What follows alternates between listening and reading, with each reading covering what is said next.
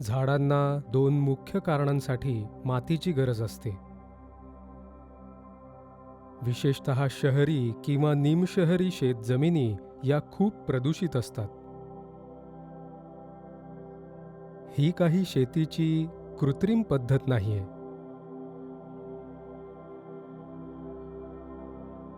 या पद्धतीत झाडांना सगळं पोषण मिळतं, अगदी काटेकोरपणे आणि सुरक्षितपणे.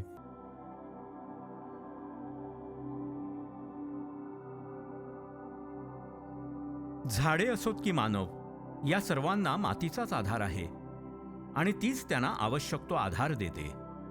पण कान्हा येथे शाश्वत शेती पद्धतींचा उपयोग केल्याने हायड्रोपोनिक्स विभागातील शेती प्रणालीचा गट जीवनाचा आधार असलेल्या मातीचा उपयोग न करता झाडांची वाढ करतो.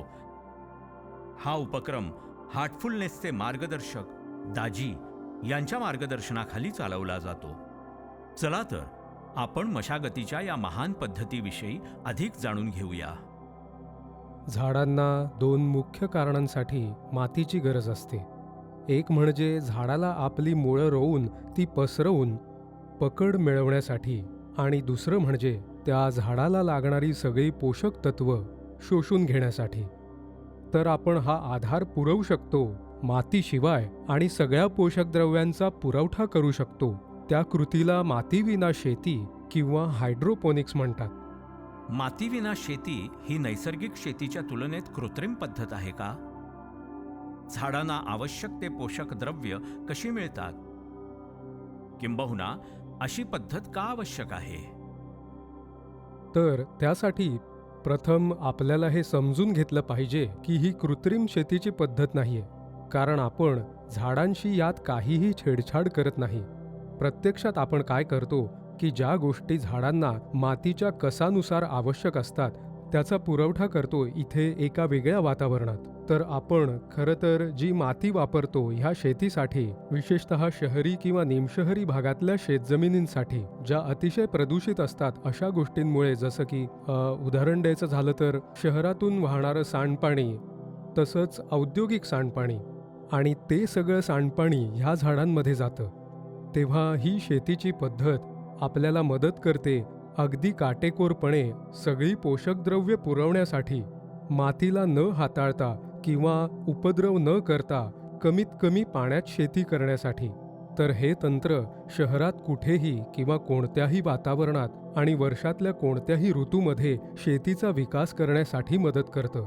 त्यामुळे आपल्याला अन्न पुरवठ्याबद्दल अगदी खात्री मिळते. कोणत्या प्रकारचे वातावरण मातीविना शेतीसाठी गरजेचे असते? शेतीसाठी हा अतिशय सोपा मार्ग आहे. अगदी कमी पाणी लागतं आणि काही खनिजं लागतात. या ठिकाणी 17 प्रकारची खनिजं वापरली आहेत, ज्याचं मिश्रण तुम्ही बाजारातून सहजपणे विकत घेऊ शकता किंवा स्वतः तयार करू शकता. काही क्षार आणि खनिजं असं ते मिश्रण असतं. त्याला म्हणतात पोषक द्रव्य झाडांसाठीची, सूक्ष्म अतिसूक्ष्म पोषक द्रव्य.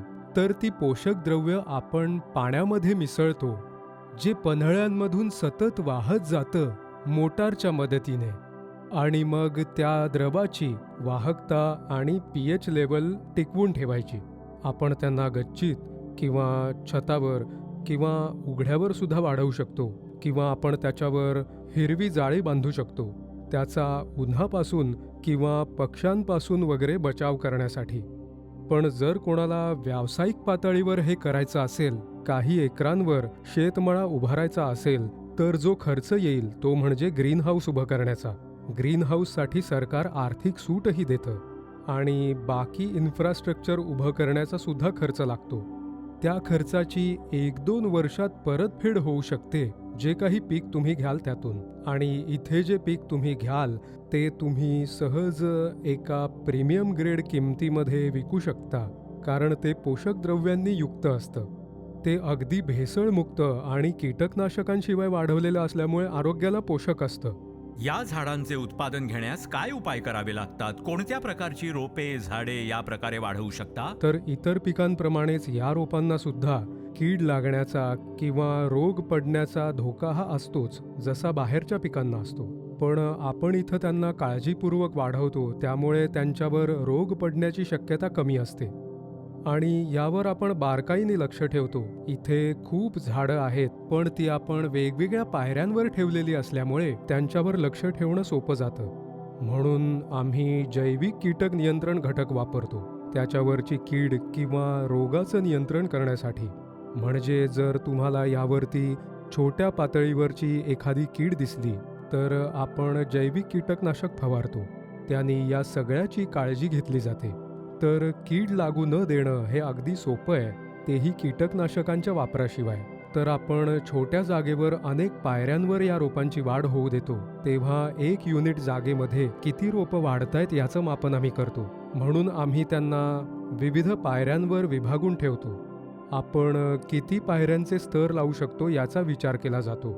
ते या गोष्टीवर अवलंबून असतं की सर्वात खालच्या पायरीवरच्या झाडांना किती सूर्यप्रकाश मिळू शकतोय. इथे ह्या जागेमध्ये आम्ही अशी व्यवस्था करतो की प्रत्येक पायरीमध्ये विशिष्ट अंतर राहील आणि ह्या गोष्टींकडेही लक्ष देतो की इथल्या व्यवस्थापकांना किंवा कामगारांना शिडी न घेता सगळ्यात वरच्या पायरीपर्यंत पोचणं अगदी सोपं जाईल. त्यामुळे आम्ही इथे अशी रचना केली आहे की 6 पायऱ्यांच्या स्तरांमध्ये आम्ही त्याची विभागणी केली आहे आणि अतिशय सोयीस्कररित्या ते हाताळलं जाऊ शकतं. तुम्ही कोणतंही पीक घेऊ शकता हायड्रोपोनिक्स पद्धतीने. आपल्याला ते किफायतशीर पडतं आहे की नाही याचं मोजमाप आपण करायचं असतं. जर तुम्हाला तांदूळ, गहू किंवा कडधान्य लावायची असतील तर ही प्रणाली किफायतशीर नाही, कारण प्रत्येक रोप हे मर्यादित उत्पादन देतं, त्यामुळे ते आपल्याला किफायतशीर होत नाही. तेव्हा इथे कान्हामध्ये आम्ही सर्व प्रकारच्या विदेशी आणि भारतीय प्रकारच्या पालेभाज्या लावतो, जसं की पालक, कोथिंबीर, पुदिना, लेट्यूस किंवा बेसिल, सेलरी, पार्सले, केल यासारख्या अनेक हिरव्या पालेभाज्यांचं उत्पादन आम्ही इथे घेतो. त्याचबरोबर इतर भाज्या जसं की वांगी, मिरच्या, झुकिनी, काकडी, चेरी टोमॅटो, साधे टोमॅटो अशा सगळ्या प्रकारच्या भाज्या आम्ही हायड्रोपोनिक्समध्ये वाढवतो.